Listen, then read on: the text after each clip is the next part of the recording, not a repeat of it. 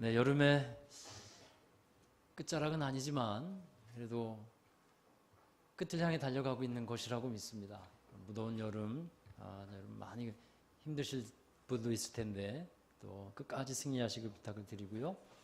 자, 이제 오늘 말씀은 이제 사도행전의 말씀을 계속 이어서 나가면서 바울이 아그리빠 왕이라고 하는 사람 앞에서 자기의 신앙을 증언하고 있는 내용을 담고 있습니다. 이 아그리빠 왕은 헤롯 대왕의 증손자예요. 예수님 당시에 탄생하실 때 헤롯이 있었지 않습니까? 그 왕의 증손자인데 갈릴리 지역의 분봉왕을 맡고 있었습니다. 이 분봉왕이 뭐냐 하면 당시 이 로마는 그 로마의 식민지를 네 곳으로 나누어서 그 대리할 수 있는 왕을 세웠어요. 그게 분봉왕입니다. 사도 바울이 로마로 가기 위해서 이제 예루살렘으로 올라갔고 바울이 죄가 없음에도 불구하고 죄인의 몸으로 감옥에 갇혀 있게 됩니다. 사실은 그것도 하나님의 보호하심이었고 하나님의 은혜였어요. 하나님의 뜻을 이루기 위한 한 방법이 감옥에 갇히는 거였어요. 그곳에서 이 바울은 벨릭스라고 하는 총독, 이 총독은 행정가입니다. 행정을 할 수 있도록 그 로마의 관리인데 벨릭스 총독 그 다음 후임자가 베스도 총독이에요. 이 둘 사이를 왔다 갔다 하면서 그 신문을 당했어요.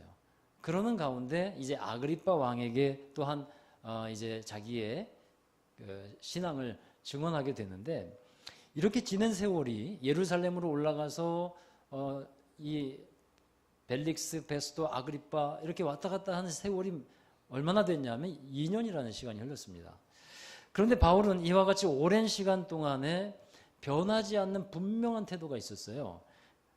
자신의 믿음, 자신의 신앙을 확실하게 변함없이 붙들고 있었고 그 신앙을 어떤 사람들 앞에서 지위고하를 막론하고 그 사람들 앞에서 자기의 믿음과 신앙을 증언해 왔다는 겁니다. 자, 이와 같이 예수님을 믿는 신앙인에게는 증언이 있어야 되는데 이것을 다른 말로 간증이라고 하죠. 사람들이 모이면 많이 하는 얘기가 있습니다. 여러분 남자들은 모이면 정치 얘기를 하기도 하고 경제 얘기를 합니다. 또 뭐 여러 가지 다양한 얘기가 있습니다만 세월이 가도 변하지 않는 남자들만의 얘기가 있습니다. 무슨 얘기입니까? 군대 얘기는 세월이 가도 변하지 않고 얘기합니다. 해병대를 나오신 분들은 더해요. 해병대를 나오신 분들은 이제 어느 목사님이 그러는데 어느 목사님 아버지가 해병대를 나오셨어요. 근데 그 아들이 목회를 하고 있는데 텔레비전에서 해병대 나오면 전화가 온대요. 텔레비 봐라. 해병대 나온다. 여러분 초코파이를 가장 맛있게 먹는 방법이 뭐라고 합니까? 군대 가서 먹는 게 제일 맛있다고 그러죠. 남자들이 하는 얘기예요. 자, 이런 얘기 합니다. 웃을 줄 알았는데요. 자, 여러분 엄마들은 어떤 얘기 합니까? 자녀 얘기하고 공부 얘기 많이 하고 학원 얘기 많이 하고 그러죠.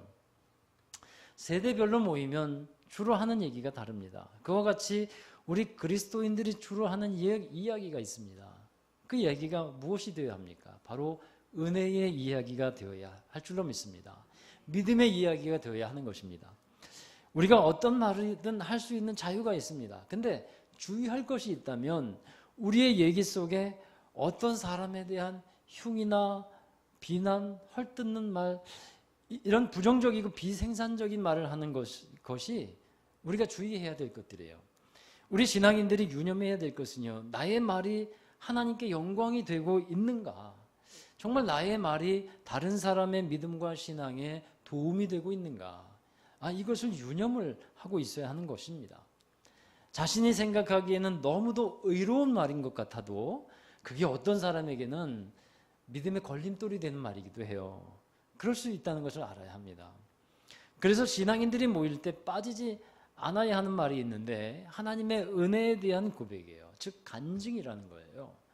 여러분 하나님께서 베풀어 주신 은혜에 대한 간증이 들어가야 우리의 말이 더 하나님이 영광 받으시는 건데 믿음의 사람들의 특징이 있다면 삶에서 일어나는 여러 가지 일들을 그리스도 안에서 하나님 안에서 엮어낸다는 거예요. 그러니까 삶의 여러 가지 일들을 시줄과 날줄이 되어서 엮어서 믿음의 이야기를 만들어내는 능력이 있는 사람들이 그리스도인입니다. 없는 것을 억지로 만들어낸다는 얘기가 아닙니다. 하나님이 은혜로 주신 것을 더 멋진 은혜로 고백하며 만들어간다는 거예요. 여러분, 세상 사람들이 흔히 좋은 일이 생겼을 때 재수가 좋다라는 말을 합니다. 그런데 우리 신앙인들은 그것을 뭐라고 바꿔서 말을 합니까? 은혜라고 말을 하는 거예요. 또 사람들이 어떠한 고난과 또 어려움들, 크고 작은 일들을 만났을 때 사람들은 그것 때문에 낙심하고 정말 힘들어하는 삶을 살아갑니다만, 우리 믿음의 사람들은 그것을 어떻게 고백하고 해석해 나갑니까? 이러한 것도 하나님의 연단이고 하나님의 은혜의 과정이다라고 해석을 하고 그렇게 만들어가는 거예요. 사랑하는 여러분, 하나님이 내게 어떻게 행하여 주셨는가, 그 이야기가 여러분 자신뿐만 아니라 다른 사람에게도 영적인 영향을 끼치고 있다는 사실을 기억하시기 바랍니다. 바울이 아그리빠 왕 앞에서 자신의 간증을 말했어요. 최종적으로 아그리빠 왕이 어떤 반응을 보이냐 하면요, 우리 26장 28절의 말씀에 한번 보시면 그 반응이 나와 있어요. 함께 읽어보시죠. 아그리빠가 바울에게 이르되 내가 적은 말로 나를 권하여 그리스도인이 되게 하려 하는도다. 이와 같이 바울의 간증은 듣는 사람에게 영적인 영향을 끼치고 있다는 거예요. 그 안에 어떤 내용이 있었는가? 우리 한번 말씀을 통해서 보기를 원하는데요. 바울의 간증 가운데 첫 번째는 뭐냐면요, 나는 왜 예수님을 믿게 되었는가 하는 거예요. 나는 왜 예수님을 믿게 되었는가? 바울은 어떻게 예수님을 믿게 된 것인지 얘기합니다. 여러분도 어떻게 해서 예수를 믿게 되었는지 그 까닭은 알고 있어야 합니다. 그리고 그 까닭을 말할 수 있어야 돼요. 그냥 교회에 나와서 다니게 되었다는 얘기가 아니에요. 정말 내가 왜 예수를 믿게 되었는지 그 얘기가 여러분의 각자를 통해서 말하여 줄 수 있어야 한다는 겁니다. 은혜 중에 가장 큰 은혜는 예수님 믿게 된 은혜인 줄로 믿습니다. 사람이 충격적인 사건을 만나면 그게 상처가 되기도 하고 잊혀지지 않는 기억이 되어서 남아있게 되죠. 그와 같이 하나님이 베풀어 주신 은혜의 이 충격적인 순간이 우리의 삶을 은혜롭게 이끌어가는데 원동력이 되어야 한다는 것입니다. 여러분, 교회에 나오게 된 계기가 있으실 거예요. 그러나 그것으로 충분하지 않습니다. 그냥 성전 마당만 밟고 가는 수준이 되어서는 안 되는 거예요. 예수님을 정말 믿는 그런 신앙인이 되어야 하고, 예수님을 정말 믿게 된 이유를 간직하고 말할 수 있는, 간증할 수 있는 여러분 되시기를 주의 이름으로 축원합니다. 바울에게 있어서 가장 잊혀지지 않는 분명한 경험이 있어요. 예수 믿는 사람들이 모여 있다는 소식을 듣고 그 사람들을 대적하기 위해서 다메섹이라는 시리아의 다메스쿠스예요. 그곳으로 가는 길에 정오쯤에 하늘에서 해보다도 더 밝은 빛이 자신을 둘러 비추는 가운데 부활하신 예수님을 만나고 경험하게 된 사건입니다. 해보다도 밝은 빛이 바울을 덮었는데 이 빛은 바울의 교만함을 덮는 빛이었어요. 이 빛은 바울이 갖고 있었던 자기 의를 덮어버리는 빛이었어요. 그동안 바울이 어떻게 살았습니까? 또 무슨 일을 하기 위해서 다메섹으로 가는 겁니까? 우리 9절의 말씀에 보시면요, 나도 나사렛 예수의 이름을 대적하여 많은 일을 행하여야 될 줄 스스로 생각하고 라는 말씀이 있어요. 여러분, 많은 일이라는 게 뭘까요? 10절에 그 내용이 나와 있어요. 많은 성도를 옥에 가두고 회당에서는 사람들에게 강제적으로 모욕하는 말을 했습니다. 자, 이 말이 뭐냐면 하나님을 믿는 사람들 또는 예수를 그리스도를 믿는 사람들에게 예수를 모욕하는 말을 하게 했다는 거예요. 참 나쁜 사람이고 나쁜 일을 한 것이죠. 우리나라가 일제시대 때 일본의 이 식민화 정책의 일환으로 우리나라 사람들에게 일본의 천황을 칭송하게 했고, 그리고 우리나라는 아주 못난 나라, 정말 가망성이 없는 나라로 인식되게끔 교육을 시켰어요. 우민화 정책을 했어요. 참 나쁜 짓을 한 거죠. 또 이런 일이 있습니다. 이슬람의 극단주의자들이요, 기독교인을 잡아놓고서 이런 말을 하게 해요. 알라는 위대하다. 알라는 위대하다. 이렇게 이슬람 사람들이 기독교인들에게 얘기를 하게 합니다. 모욕적인 거죠. 이슬람의 경전 코란을 외우지 못하면 죽이는 일을 합니다. 그리고 코란에는 분명하게 적혀 있는 게 있어요. 기독교인은 죽여도 된다. 이게 코란에 정확하게 기록이 되어 있습니다. 그래서 이슬람을 우리가 경계해야 되는 이유 중에 하나예요. 이슬람이 들어오면 또 그들은 일부 다처제예요. 부인이 4명, 기본적으로 4명입니다. 그리고 자녀를 굉장히 많이 낳아요. 그래서 이 급속하게 이슬람이 번성해가는 그런 일들이 세계 곳곳에서 일어나는데, 그러면 이제 그들의 종교와 신앙 또 그들의 이 얘기를 하지 않을 수가 없어요. 그래서 참 경계가 되는 거예요. 난민 받아들여야 되는 인도주의적인 차원이 있지만, 그러나 이러한 또한 종교적인 신앙적인 문제도 있다는 것을 우리가 알아야 합니다. 코란에는 분명하게 기독교인은 죽이라고 되어 있어요.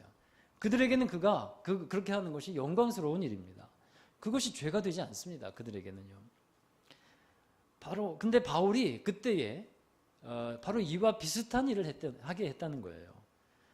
심지어 예수 믿는 사람들을 죽이기까지 했다는 거죠. 바울이 그와 같은 일을 하게 된 이유를 본다면 그것은 자기의 교만과 자기 의가 강했기 때문에 그래요. 9절의 마지막에 이런 말씀이 있어요. 스스로 생각했다고. 스스로 생각했다. 그러니까 자기의 고백이에요. 스스로 생각하고 스스로 판단하고 결정했다는 겁니다. 그게 문제였어요. 그것이 교만에서 나오는 행동입니다. 여러분, 바울이 스스로 생각하기에 이것이 옳다고 하면서 일을 행하는 겁니다. 그 결과 어떻게 됩니까?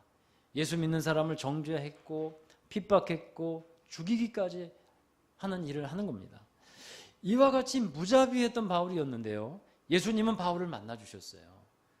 그리고 그 만남 가운데서 바울 자신에게 들려주셨던 분명한 음성이 있었어요. 사울아 사울아 내가 어찌하여 나를 핍박하느냐? 가시채를 뒷발질하기가 내게 고생이니라.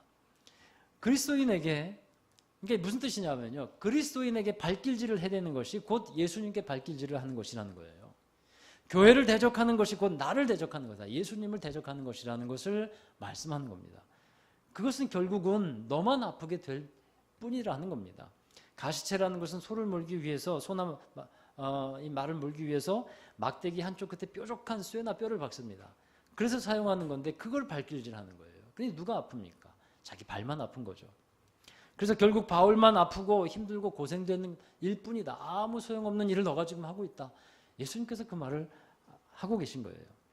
여러분, 이와 같이 자신을 만나주신 부활하신 예수님이 계셨어요. 그러니까 바울은 예수님을 만나게 되면서 참된 믿음을 갖게 됐어요. 예수님을 만나고 이 일을 경험하고 나니까 예수님을 믿지 않을 수가 없는 거죠. 그래서 예수님을 왜 믿게 되었는가? 그 얘기를 이 바울의 간증 가운데서 하고 있어요. 그리고 두 번째는 바울의 간증 가운데 내가 누구인지 이제 알았습니다 라고 하는 간증이 있는 거예요. 내용이 있는 겁니다. 사도 바울은 자신을 만나주신 부활의 예수님을 통해서 비로소 자신이 어떤 사람인지 깨닫게 돼요. 여러분, 예수 믿고 구원받은 것 중에서 그 복 중에서 자기 자신이 어떤 사람인지 누구인지 깨닫고 사는 것은 정말 큰 은혜고 큰 복인 줄로 믿습니다. 자신이 어떤 사람인지 알게 되면서요, 내가 어떤 일을 하고 있는지, 지금 무슨 일을 하고 있는지, 얼마나 악하고 잘못된 것인지를 비로소 알게 된다는 거예요. 자신의 실체를 알게 되는 거죠. 예수님 만나지 않고서는 자신의 실체를 알 수 없습니다. 그리고 그것을 이제 자기 자신에 대한 실체를 고백하면서 살게 돼요. 바울이 아그리빠 왕 앞에서 5절에 보면 이런 말을 해요. 5절, 26장 5절입니다. 오늘 읽은 말씀은 아니죠. 거기에 보면 자신은 우리 종교의 가장 엄한 팔을 따라 바리새인의 생활을 했다라고 말하고 있어요. 즉 자신은 바리새인 중에 바리새인이었다 하는 겁니다. 바리새인들의 특징이 있어요. 이 사람들은 하나님을 믿는 데 있어서 중요한 것이 있습니다. 율법이 가장 중요해요. 하나님을 믿되 율법적인 열심을 가지고 하나님을 믿었어요. 그래서 어떤 일을 많이 행해야만 하나님을 제대로 믿는 것이라고 그들은 여기고 있었어요. 다른 말로 하면 행위신앙에 치우쳐 있었죠. 그런데 예수님이 그들의 신앙을 지적하신 것이 뭡니까? 예수님 당시 공생의 시절에 바리새인들의 외식적인 신앙, 위선적인 신앙을 예수님께서 지적하신 거예요. 이들의 신앙의 기준은 굉장히 엄격했어요. 그러나 그 엄격함이 자기 자신이 아닌 타인에게 향해 있었다는 거예요. 다른 사람에게는 굉장히 엄격한 신앙의 잣대를 들이댑니다. 근데 자기 자신에게는 또 관대한 면이 있어요. 그러니까 이런 식이에요. 요즘 말로 하면 내가 하면 로맨스이고 다른 사람이 하면 불륜이 되는 거예요. 이중적이에요. 다른 사람을 정죄하면서 살게 된다는 거예요. 다른 사람을 지적하면서 살게 됐어요. 여러분, 만약에 가까이 지내는 사람들이, 같이 사는 분들이 이제 집에 들어갔어요. 들어가면 매일매일 하는 말이 이것 지적하고 저것 지적하고 이것 따지고 저것 따지고, 여러분 꼬치꼬치 캐묻고 비판하고 핸드폰 검사하고. 그렇다면 여러분 살만하시겠습니까? 어떠실 것 같아요? 살만하시겠어요? 여러분, 바울이 예수님을 만나고 나서 바뀐 것이 무엇인지 압니까? 그동안은 예수님 만나기 전에는 율법적으로 사람들을 대했어요. 근데 그 이후에는, 예수님 만난 이후에는 은혜로 사람들을 대하기 시작했다는 거예요. 예전에는 사람들을 보면서 이것도 문제, 저것도 문제, 모든 것이 문제투성이었는데 이제는 사람들을 정죄하는 것이 아니고 은혜의 관점으로, 사랑의 관점으로 사람들을 보고 대할 수 있게 되었다는 겁니다. 이런 말을 하면 좀 조심스러운 것이 있어요. 그러면 사람들의 모든 잘못을 간과해야 한다거나 허용해야 하는 것이란 말인가 하는 생각을 하게 될 수도 있어요. 죄를 무조건 덮어버리란 말인가? 여러분, 그렇지 않습니다. 죄는 드러나야 합니다. 그리고 그 위에 은혜가 덮어져야 하는 겁니다. 그 죄가, 그 덮어진 은혜로 인해서 사가져야 되는 거예요. 밥이 사가져서 식혜가 되고, 또 새우에 소금이 덮어져서 사가져서 새우젓이 됐듯이 우리의 죄에 하나님의 은혜가 덮여져서 변화가 되고 하나님의 시선으로 하나님의 사람으로 새로워져야 한다 하는 것입니다. 그것이 은혜를 은혜로 받아들이고 은혜의 삶을 살아가는 사람들이에요. 하나님이 그동안 죄와 허물을 덮어주시고 은혜를 주셨는데 만약에 여전히 바뀐 것이 없어요. 변화된 것이 없어요. 그렇다면 그것은요, 하나님 앞에 세워져야 할 문제예요. 사람이 한 번 죽는 것은 정하여진 것인데 그 후에는 심판이 있다는 것을 알아야 합니다. 심판의 하나님이 있다는 것을 알면 돼요. 우리가 사랑의 하나님은 잘 알고 있는데 그 사랑의 하나님을 그래서 추구하지만 심판하시는 하나님, 정죄하시는 하나님, 진노하시는 하나님, 그 하나님을 또한 알아야 한다는 것입니다. 구약의 하나님이 여러분 신약의 하나님이에요. 똑같은 분이에요. 사랑을 베푸시는 하나님이시지만 무섭게 진노하기도 하시고요, 심판하시는 하나님이기도 합니다. 그래서 하나님을 두려워할 줄 알아야 한다는 거예요. 그래야 은혜가 되는 겁니다. 할렐루야. 정말 우리는 은혜가 은혜되는 삶을 살아갈 수 있게 되기를 바랍니다. 심판은 하나님이 하시기 때문에 우리가 가지고 살아야 할 관점은 뭐냐 하면 은혜의 관점이에요. 우리도 죄인이고 용서받은 죄인인데 우리가 사람들을 정죄하면서는 살 수 없습니다. 다만 하나님께서 하실 것을 우리는 믿고 살아가는 거예요. 여러분, 바울이 자신이 어떤 사람이었는지 깨닫게 된 후에는요, 사람들에게 자기를 변론하면서 얘기하는 것이 있어요. 그 얘기 중에 자기의 연약함, 자기의 부족함을 드러내요. 자기가 얼마나 나쁜 사람이었는지, 얼마나 부족한 사람이었는지를 고백합니다. 그래서 자신은 이렇게 소개하잖아요. 만삭되지 못하여 난 사람, 죄인 중에 괴수와 같은 사람, 이렇게 자기를 소개하고 있습니다. 여러분, 진짜 강한 사람은요, 자기의 이 연약함까지도 드러내는 사람이 강한 사람이에요. 그러나 그러니까 자기가 얼마나 부족하고 연약한 사람인지를 사람들 앞에서 얘기하는 사람이 강한 사람이에요. 그러나 강한 척하는 사람이 있어요. 그 사람은 자신의 연약함과 부족함을 여간해서는 드러내지 않습니다. 강한 게 아니에요.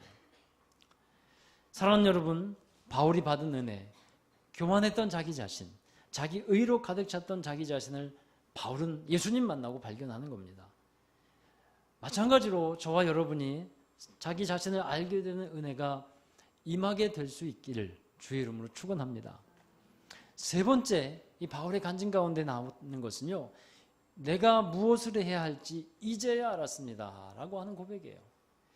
하나님이 바울을 만나주신 후에 바울은 새로운 사람이 되었어요. 옛사람을 벗어버렸고 새 사람을 입으라고 에베소 교회 성도들에게 편지를 했듯이 정말 바울 자신은 예수님 만나고 나서 새로운 사람이 되었고 새로운 피조물이 된 것을 알았어요. 그리고 나서 또 하나 깨닫게 된 것이 있어요. 그게 뭐냐면 자신에게 주어진 소명과 사명이었습니다. 하나님이 바울을 이방의 복음을 전하게 하시려고 자신을 부르셨음을 알았어요. 사도행전 26장 16절의 말씀을 함께 읽어보실까요? 일어나 내 발로 서라. 내가 내게 나타난 것은 곧 내가 나를 본 일과 장차 내가 내게 나타날 일에 너로 사환과 증인을 삼으려 함이니, 종과 증인을 삼으려 함이니 되어 있죠. 예수님 앞에 엎드러져 있던 바울에게 하나님은 일어나 내 발로 서라 이렇게 말씀해요. 하나님이 하나님의 사람을 부르실 때 그 믿음을 요구하시거든요. 그래서 내 발로 서라는 말씀에는 믿음으로 서야 한다는 것을 말씀이 들어가 있는 겁니다. 하나님이 모세를 부르실 때 불이 붙은 떨기나무 가운데서 말씀하셨어요. 내 발에서 신을 벗어라. 이제 자기의 신을 벗고 믿음으로 서야 한다는 거예요. 믿음으로 가야 한다는 거예요. 하나님이 모세를 애굽으로 보내실 것인데 하나님의 거룩한 사명을 감당하기 위해서 믿음의 발로 서야 한다는 거예요. 마찬가지로 이제 이방인에게로 바울이 복음을 전하기 위해서 하나님이 종을 삼고 그리고 증인으로 삼아서 보내실 것인데 이제 내 발로 일어서라. 믿음의 발로 일어서라 말씀하시는 겁니다. 이제 바울을 이렇게 세우십니다. 그리고 나서 무엇을 해야 할지, 어떻게 행해야 할지, 어떻게 살아야 할지 알려주시는 거예요. 너는 나의 종 나의 증인이라고 말씀하면서 18절에 이렇게 말씀하죠. 함께 읽어보겠습니다. 그 눈을 뜨게 하여 어둠에서 빛으로 사탄의 권세에서 하나님께로 돌아오게 하고 죄사함과 나를 믿어 거룩하게 된 무리 가운데서 기업을 얻게 하리라 하더이다. 아멘. 하나님의 종으로서 사명을 깨닫게 되면서 이제는 자기가 무엇을 해야 할지 깨닫게 됩니다. 사랑하는 여러분, 진정 가치 있는 삶은 어떤 겁니까? 하나님이 자기에게 주신 사명을 깨닫고 그 사명을 잘 감당한 사람, 이게 가치 있는 인생을 살아간 사람입니다. 어떤 분이 사람을 사는 성향에 따라서 네 가지로 이렇게 분류했어요. 첫째는 이익을 중심으로 사는 사람이 있습니다. 두 번째는 편리를 중심으로 사는 사람이 있습니다. 세 번째는 쾌락을 중심으로 사는 사람이 있어요. 네 번째는 사명을 중심으로 사는 사람이 있습니다. 이 중에서 우리 신앙인은 사명을 중심으로 사는 사람들이어야 할 줄로 믿습니다. 목적이 이끄는 삶이라는 책 제목이 있잖아요. 그걸 다른 말로 하면 뭔지 아세요? 사명이 이끄는 삶이에요.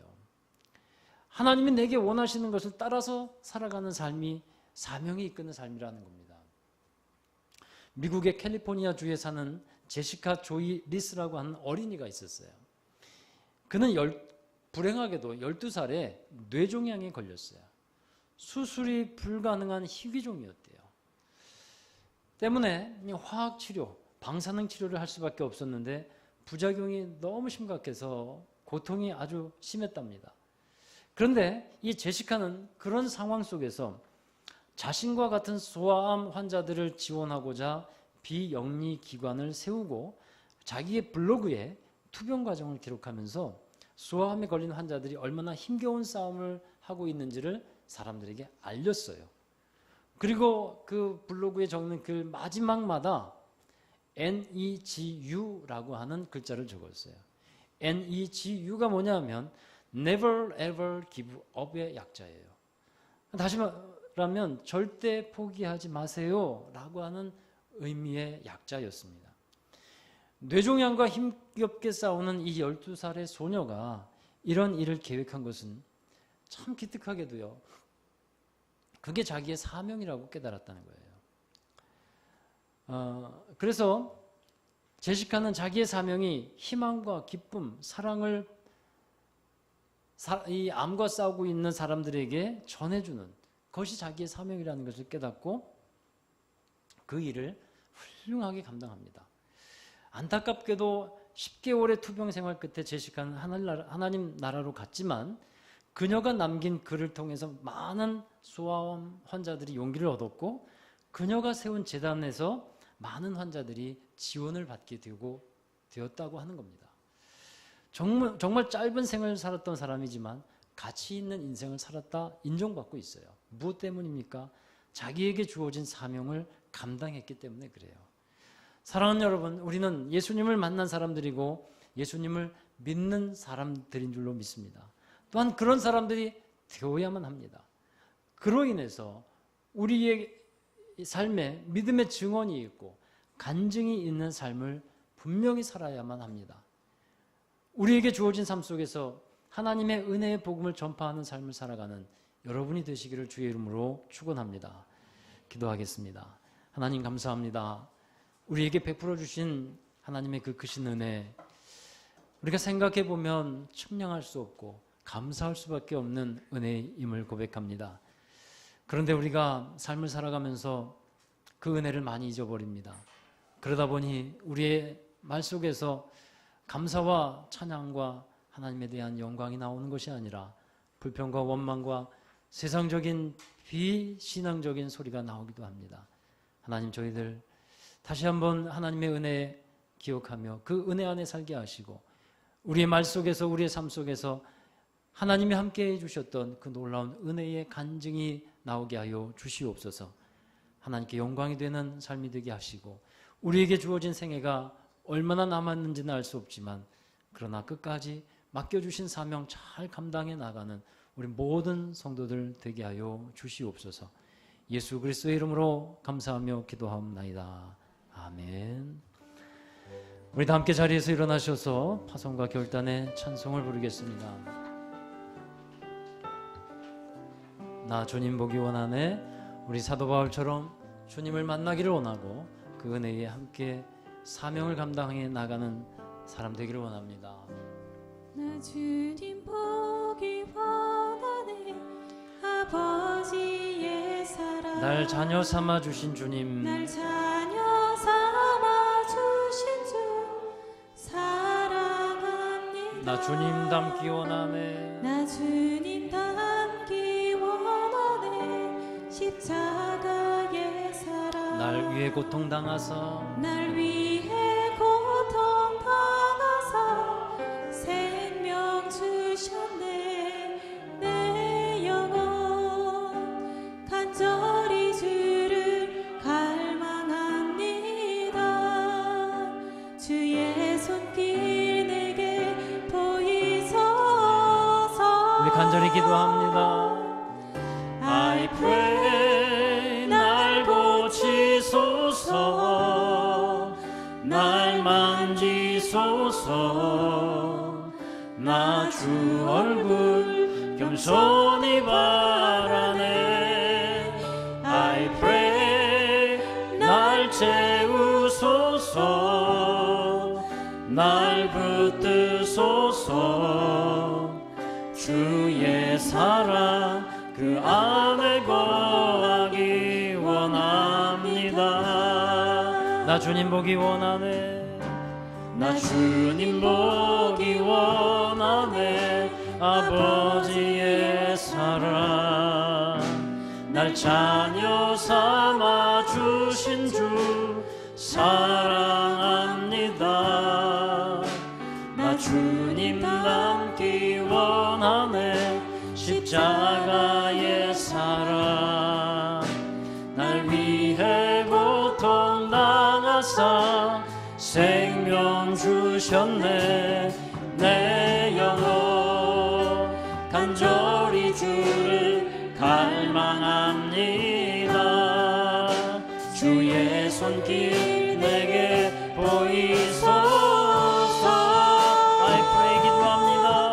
I pray 날 고치소서. 날 만지소서. 나 주 얼굴 간절히 바라네. I pray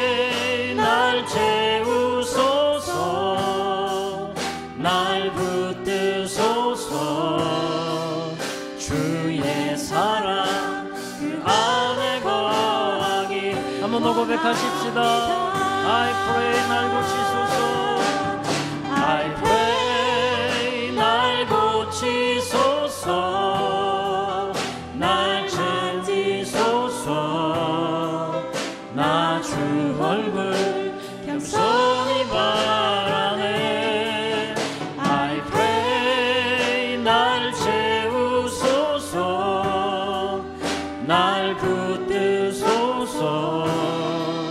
주의 사랑 그 안에 거하기 원합니다. 우리 기도하십시다. 우리 주님 안에서 참된 믿음의 사람 되기를 원하고, 그 믿음의 이유가 무엇인지 우리 마음 가운데 확정되어지기를 원합니다. 우리 예수님을 왜 믿는지, 또 내가 예수님을 믿음으로 어떤 사람인지, 또 무엇을 해야 하는지, 그 사명을 발견하는 귀한 은혜가 있기를 원합니다. 우리의 인생, 주님께서 허락해 주신 그 시간 동안 정말 가치 있고 아름다운 인생, 빛나는 주님께서 기억하시는 인생 되기를 원합니다.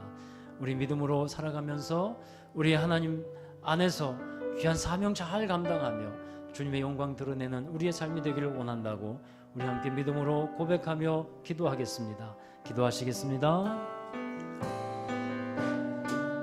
거룩하신 아버지 하나님, 우리의 삶을 주관하시고 인도하신 하나님께 감사드립니다. 우리 바울이 주님을 만나며 새로운 피조물이 되었고 옛사람을 벗어버리고 새로운 사람이 되어서 새로운 인생을 살아가며 거듭난 인생을 살아가며 하나님께 기억되고 하나님 나라의 삶을 살아갔던 것처럼 우리 또한 믿음의 삶을 새롭게 살아가는 모든 성도들 되게 하여 주옵소서. 하나님께서 은혜를 주신 그 많은 은혜들이 있는데 하나님 그 많은 은혜들을 진정한 은혜로 받게 하여 주시고 하나님 죄를 이기며 죄가 사가지며 하나님의 은혜로 덮어주셔서 하나님의 의로움 가운데 살아가는 저희들이 되게 하여 주시옵소서. 하나님, 우리 마음에 있는 교만함과 우리의 의를 버리게 하여 주시고 정말 하나님의 의로 덮어줘서 믿음의 삶을 살아가는 저희들 되게 하여 주시고 하나님께서 맡겨주신 복음을 전하며 하나님의 나라를 전하며 하나님의 귀한 뜻을 이루어가는 사명을 감당해 나가는 저희들이 되게 하여 주시옵소서. 이 시간도 우리 모든 성도들의 마음 하나하나를 기억하여 주시기를 간절히 원합니다. 기도하며 나아갈 때 하나님 정말 저희들의 삶을 채우시고 인도해 주시는 하나님, 그 주님을 만나고 경험하는 저희들이 되게 하여 주시옵소서. 하나님께서 기억하시는 믿음 되게 하여 주시옵소서. 하나님께서 인정하시는 믿음의 삶이 되게 하여 주시옵소서. 하나님 정말 주님께서 인정하시며 주님께서 기억하시는 삶이 되길 원합니다. 저희들에게 허락되어진 삶 하나님의 영광 되게 하여 주시옵소서.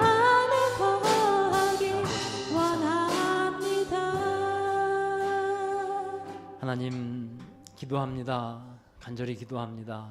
저희들이 주님을 믿고 살아가는 삶이 참으로 하나님께 기억이 되고 인정이 되고 또 하나님 나라에 영광되어지는, 하나님께 영광되어지는 삶이 되기를 간절히 원합니다. 우리 말을 통해, 우리의 삶을 통해 하나님의 은혜가 드러나고 하나님의 영광이 드러나는 간증이 있는 믿음의 증언을 하는 사람들이 되기를 간절히 원합니다.